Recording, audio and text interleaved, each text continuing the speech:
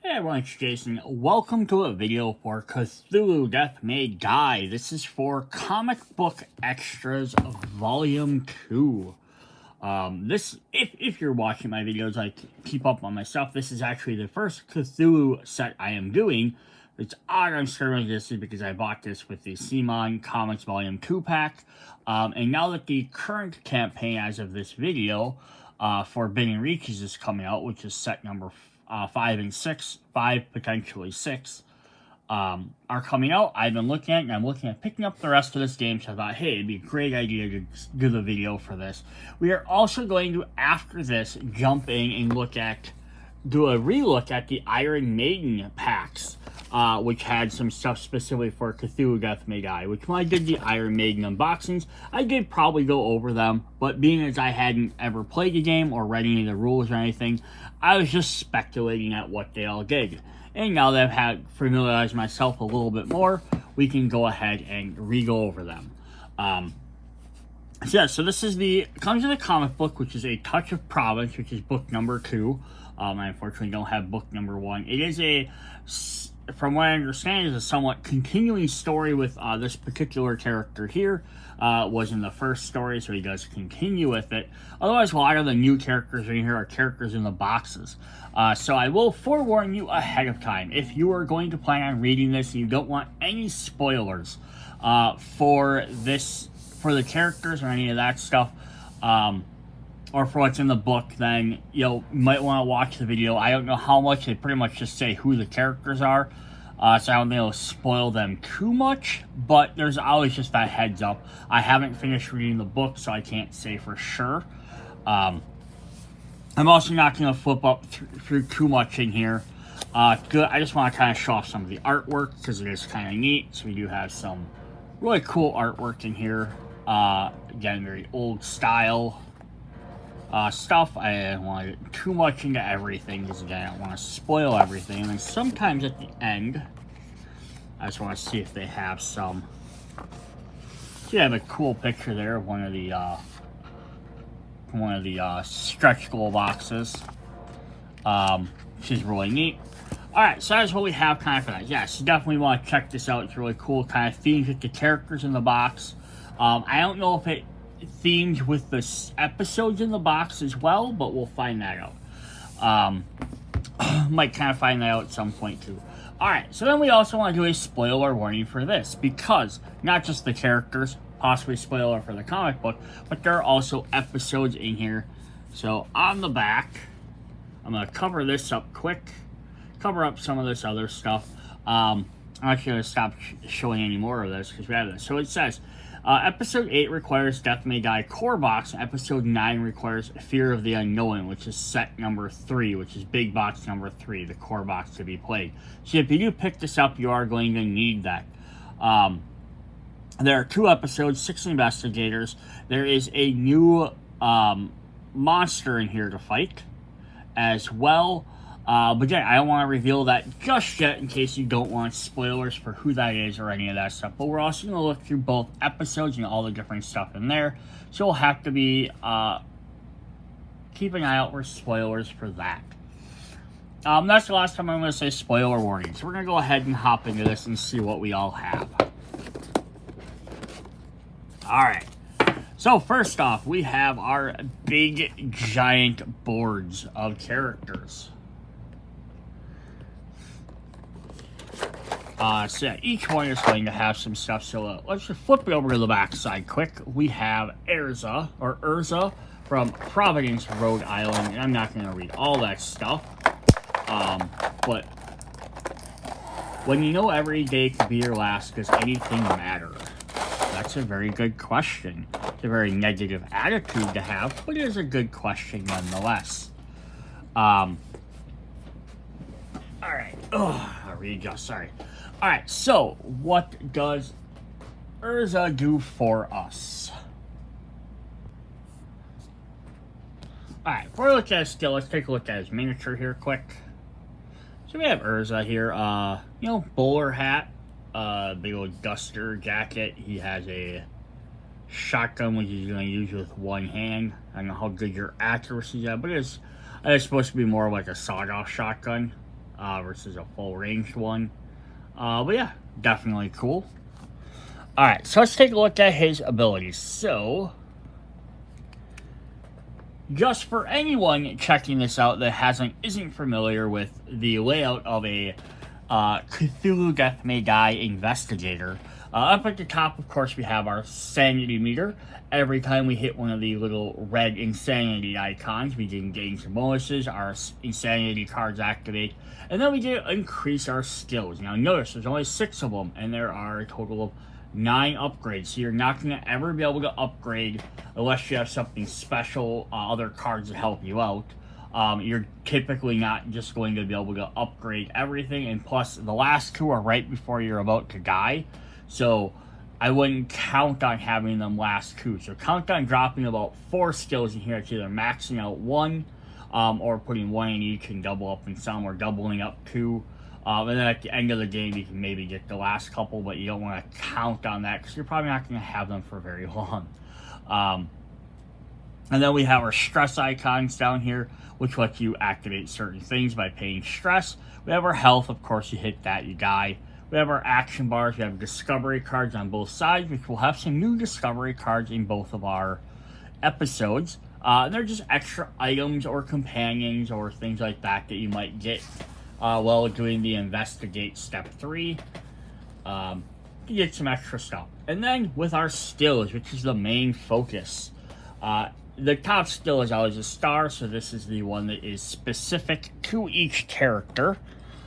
So every single character in Cthulhu Death May Die will get their own special ability that nobody else has. There might be some that are similar, but they're very much the same. And then the bottom 2 are the common ones, which is a pool of, I think, about, with the new set, gets up to about like 6 or 7 or 8 different ones. I mean, I don't remember the exact count, but then everyone kind of shares those. Alright, so he has Impervious. If you would claim a condition, you may instead discard it and heal all stress. Okay, cool. So when you draw a discovery card, sometimes they might be an ally or an item, sometimes they're a condition. Instead, you can get rid of that condition, so you don't have to gain, a fear or a paranoia or whatever it might be, a sickness. Instead, you get to heal all your stress. So he's gonna kind of keep that in mind. You can spend your stress a little bit more. Once per turn, when you rest, you may investigate instead of healing. Nice. If you already have a way to investigate, get a condition, heal all your stress, you don't have to worry about healing as often.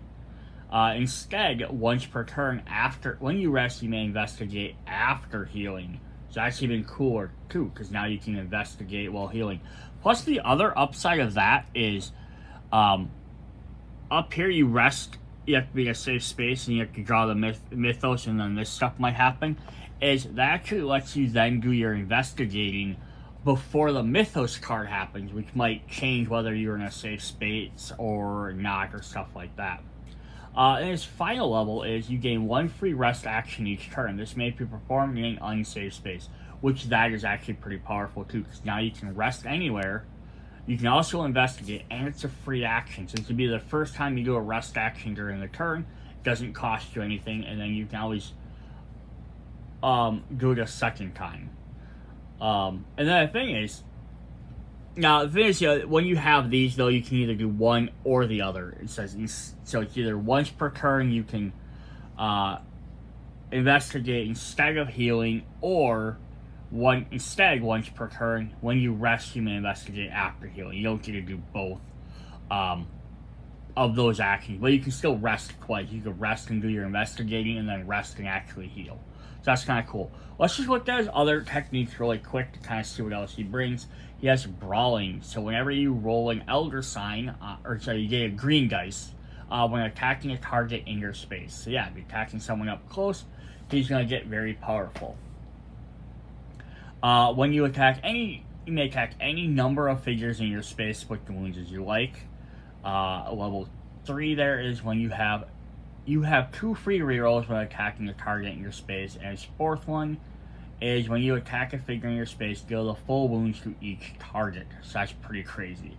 The only funny thing about it is the opposite of Impervious is until you get to that last one, which is going to be lets you rest up in unsafe spaces. I mean, you could fight people and then heal right away in that space. Is otherwise, all his other stuff to do the normal rest, you have to have a safe space, which is almost the antithesis of brawling. Although you could brawl, be able to take guys out to make it a safe space, so it might work that way as well. And then he has stealth. It says when you run, you may sneak once. One enemy doesn't follow you. Level it up. It says instead, when you run, you may sneak 3 times. Then he has deal 1 wound to each enemy you sneak past, and instead you may sneak any number of times. So each sneak, though, it's when you run, so each space you move has to count 1. So if there's 2 enemies, you have to spend 2 sneak to have both enemies not follow you. It's kind of a neat concept as well, because it can help him get out of areas, or get to guys maybe he can brawl, or get to that safe space, however he needs to do it. But you can also bring 1 guy with you. He can also use his sneak ability to bring like 3 guys and like dole them out into different areas, or drop 2 weaker guys together. So you have some different options there. Alright, that is our first guy. Let's take a look at investigator number 2. We have Ethan from Providence, Rhode Island.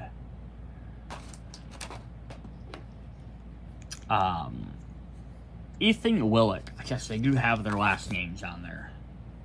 Urza just has Urza. He does not have another name on here.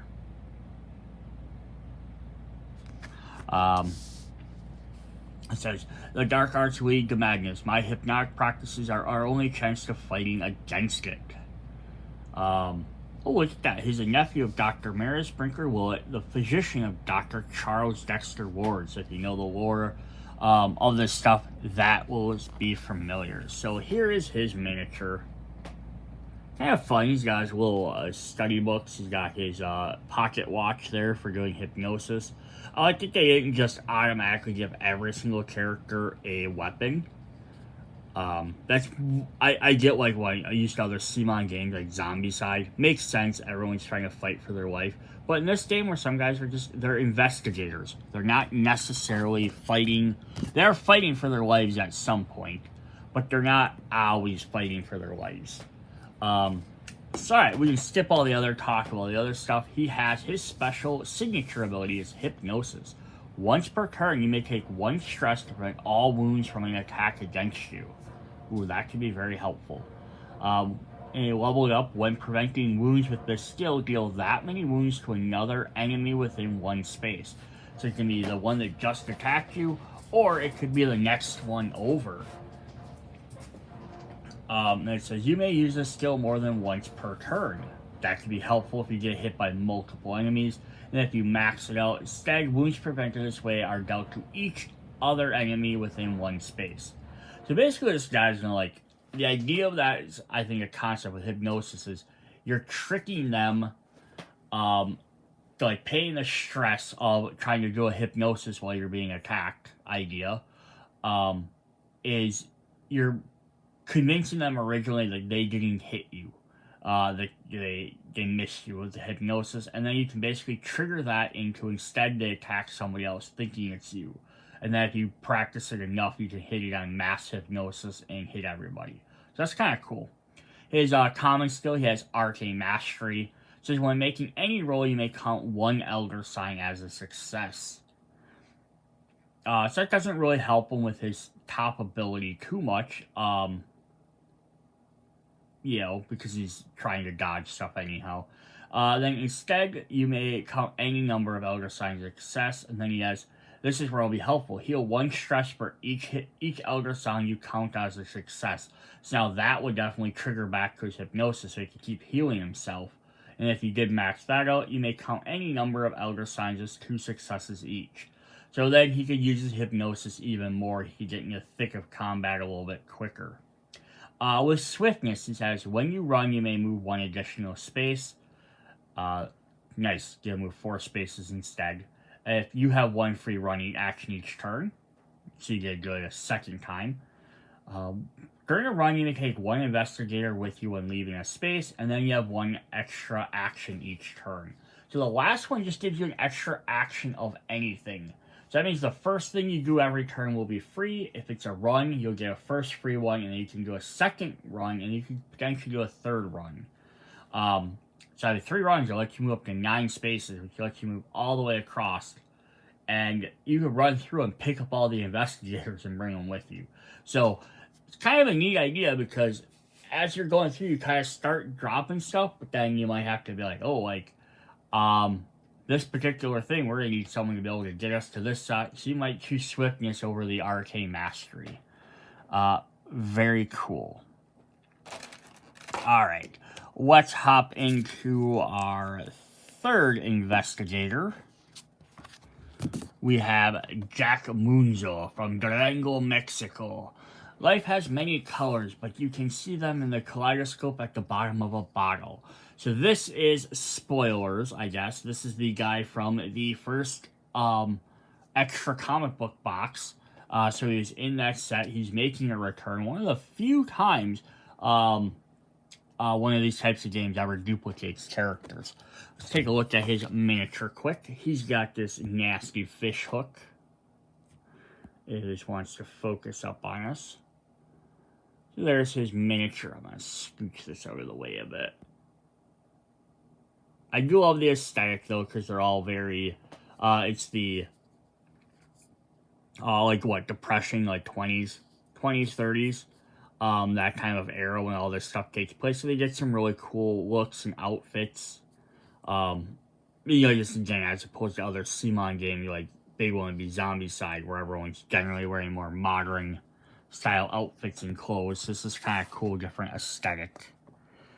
Alright, so he has a weird special ability called Mystical Insect. It says, at the start of the turn, toss the bug token like a coin, and he has this little bug token. It says one side that is going to show a fist, and one side that's going to show a shield. So that will say, toss the... Let's move this back up. I moved it down a bit. Oh, I need another easel to hold these larger cards. Yeah, at the start of your turn, toss the bug token like a coin and keep the result side up until the next toss. Gain 1 level in brawling or toughness while it's still side space up. So this is one of the cool ways because he could actually max out his skills a lot earlier, potentially, because they're going to go back and forth.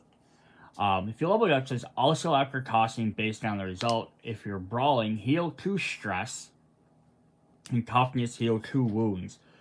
Again, it's a 50-50. You might not get a choice in which one you get to do, but the fact is every turn you're going to have a chance to heal one or the other is definitely going to help him stay alive a little bit longer. The only thing that's going to suck on it is going to be if you keep constantly getting the same one over and over and you're not taking that type of damage. But he does have a level up here. Once per turn as a free action, you may toss the bug token and gain their respective effect. So again, you toss it, you heal 2 wounds. Great, you already have full health. You could go ahead and try it again to see if you could get the brawling. If you get toughness again, no big deal. You're no worse off than you were. In the end one, gain 1 additional level in brawling or toughness if possible. Well, that's still side space up. This is where it becomes tricky because you could opt to max that out, which would be your 3 points, and then you could go 4, 5, and then possibly 6, or 4, 5, and then 6. And it could let you get the third one without having to spend extra, or the second one. It could give you a little bit more options in there. And if you have another discovery card that ups it, you could get full him maxed out, but it's going to swap possibly every turn. So it's not super reliable. But it's also the downside is you don't want to max out brawling, and then every time you get brawling, you're not going to gain any benefit from that third skill. So if you think you're going to max one of them out, it might not be worth putting the third skill up on the top. And again, that's up to you. Alright, so then we already seen brawling before. We have toughness we haven't seen. When you have 1 free reroll when attacking for rolling or rolling for fire. So that's very helpful, just extra thing. Instead, you may reduce wounds taken and loss of sanity by 1 when attacking or rolling for fire. So this is kind of interesting. So instead of that free reroll with a chance to maybe roll nothing, this just automatically negates 1. And if you level it up again, you may reduce the wounds taken and loss of sanity by 1 from any source. This actually ups it from not just being attacking or just fire, but from anything else that would instigate you. This might be based more on what episode or scenario wherever you're playing, because one might have something that does stuff more often than others. And then the last one is, instead you may reduce 2 wounds taken and lost by sanity by 1 from any resource. So this lets you reduce 2 wounds and 1 sanity instead of 1 of each. So again, it might even just each one depending on how you're leveling up your character might depend on what scenario. So pretty cool there. All right, we have our 4th investigator. Whoopsie-doo. We have Virginia Lyman from Kingston, Rhode Island. Do you really think I can be bought? You really think I bought my position with filthy cash? You don't know me at all. Cool. So we have her. She's Providence's first female attorney. So she's an attorney in this. Also fun, we get more women characters, which is always good to get in any game. So there is her miniature with her cool fur coat she has, or fur scarf, I guess. Probably just a scarf. But yeah, she's got a nice moderate dress, but it's still fancy for showing her. She's carrying a pistol. I said the last guy, or the one Hypnosis, I did say, yeah, it was cool that he didn't have, like, a weapon and stuff, and some characters are. But yeah, even here, she's not in a super action pose or anything. She's kind of just like, nope, I'm ready. Something comes up. Pretty cool. Alright, so let's see what she can do for us as what she does. She has Ruthless. Ruthless, Stealth, and Toughness. So you've seen what Stealth and Toughness does, so why are you not sitting right? So Toughness obviously will help her reduce damage, and Stealth will let her move around the board with potentially not having to draw enemies, so you can get into better positions. So how does that work with Ruthless? After you're attacked by a cultist or a monster, you may deal 2 wounds to the attacker if there are no other enemies in the same space. So she definitely wants to be alone with someone so she can unleash her rage.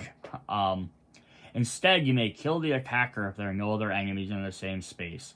So you just straight up take out one of the lower type characters. It says, after you kill an enemy with this skill, you may investigate. So she's going to kill them, and she's going to dig through their bodies. And it says, after you kill an enemy with this skill, you may heal all your stress and wounds before investigating. So this is pretty cool. So it just compiles more and more on each one. So the big kicker of the entire thing is she has to be alone with someone. But if she does, she can just straight up take them out. After she's attacked, she can just straight up take one out. And then she can investigate and heal potentially. And Stealth will help a lot with that. Because, right, you can sneak around. And you could opt to start getting some points into sneak. You can sneak and bring one enemy, run into a group with like multiple enemies, then sneak away from one of them, bring the other one with you, and then maybe even sneak, if you can sneak a couple of times, maybe you can sneak a third space away, or pull an enemy far enough away from other people so you have to worry about someone else accidentally moving into that area. So you kind of set stuff up with that. And then Toughness could work on the other hand is you could work on trying to take other guys out, and then maybe just as you take out, and then maybe survive long enough with a group of enemies to get down to there just being one enemy. Hey, there's 2 guys, I fought one, took one up. I didn't, alright, there's 3 enemies, I took out one, now there's 2 left. I can survive hopefully till the next turn with Toughness to be able to then take out the next one in my turn, then when that third one attacks, I just defeat him instead. So, kind of a neat, different options you can do with her.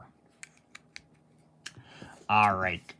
our next guy up is Olmsted from Providence, Rhode Island. Unlike his colleague Erza, Olmsted was born with a silver spoon in his mouth, so this is the other cop. Step inside, I'm in charge here. So him and Erza are partners. So here it is. Yeah, it's a really cool pose too, I think. You got your standard or like typical or stereotypical fat cop, but he has his badge out, which is neat. You don't often see something like that. Again, not really an action pose where he has like his gun out and he's trying to shoot someone, but he is prepped in case something happens. So he starts with Officer.